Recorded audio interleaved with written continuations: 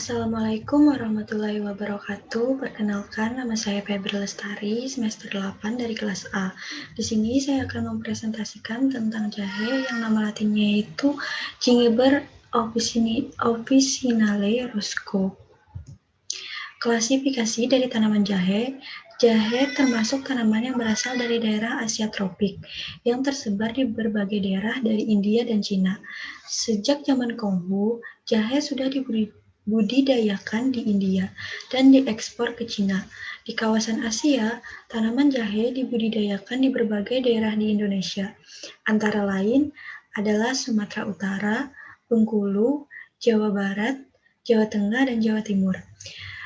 Taksonomi dari tumbuhan jahe adalah kingdomnya yaitu Plantae, divisi Spermatophyta, subdivisi Angiospermae, kelas Monocotyledon, ordo Gingiberales, family Gingiberaceae, subfamily Gingiberoideae, genus Gingiber, spesies Gingiber officinale Roscoe.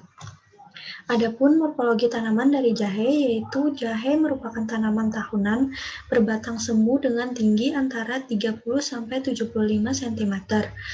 Berdaun sempit memanjang menyerupai pita, dengan panjang 15-23 cm. Lebarnya lebih kurang 2,5 cm, tersusun teratur, 2 baris berseling. Tanaman jahe hidup merumpun, beranak pinak, menghasilkan rimpang dan berbunga. Bunga berupa malai yang tersembul pada permukaan tanah, berbentuk tongkat atau bulat telur, dengan panjang kurang lebih 25 cm. Mahkota bunga berbentuk tabung dengan helaian agak sempit, tajam, berwarna kuning kehijauan. Rimpang jahe memiliki bentuk yang bervariasi, mulai agak pipih sampai bulat memanjang, dengan warna putih kekuning-kuningan hingga kuning kemerah-merahan. Di Indonesia, jahe dikenal dengan beberapa nama lain, yaitu halia, lea, lia, halia, jai, jahi, jalik, dan moyumen. Manfaat empiris dari tanaman jahe, yaitu menurut Usada Bali, ada 2 jenis penyakit yang bisa diterapi dengan jahe, yaitu rematik dan impoten. Pada penyakit rematik, rimpang jahe bisa dipadukan dengan rimpang lekuas, rimpang kunyit, dan rimpang bangle, dinyanyah ditambah rempah-rempah, yaitu sindrong jangkep, lalu ditambah air dan diaduk sampai merata. Ramuan tersebut dipakai untuk boreh atau obat juar. Untuk penyakit impoten, rimpang jahe merah berasa pahit ditambah merica putih dan daun sirih tua. Digerus, lalu ditambah madu dan kuning telur. Ramuan siap digunakan. Untuk uji penelitian telah dilakukan oleh Malu et al. Pada tahun 2009, yang membuktikan bahwa ekstrak jahe mengandung senyawa aktif yaitu gingeberan yang mampu menghambat pertumbuhan bakteri Streptococcus perdans.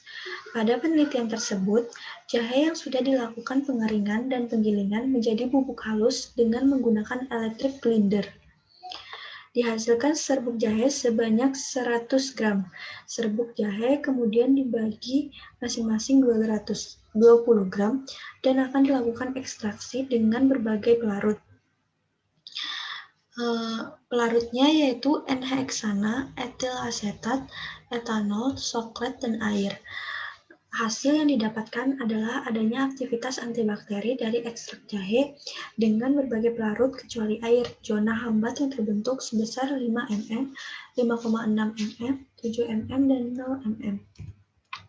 Kandungan senyawa dari tanaman jahe yaitu menurut Rismonandar, kandungan kimia yang terdapat pada rimpang jahe menentukan aroma dan kepedasan jahe.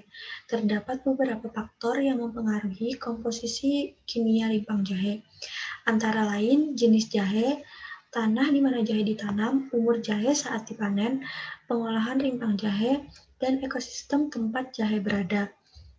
Jahe memiliki kandungan minyak atsiri yang terdiri atas senyawa-senyawa sitral, gingeberol, pelandren, vitamin A, B, dan C, serta senyawa-senyawa flavonoid dan polifenol.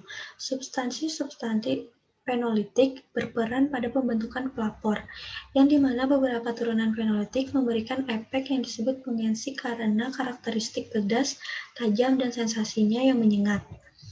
Mungkin ini saja presentasi dari tanaman jahe.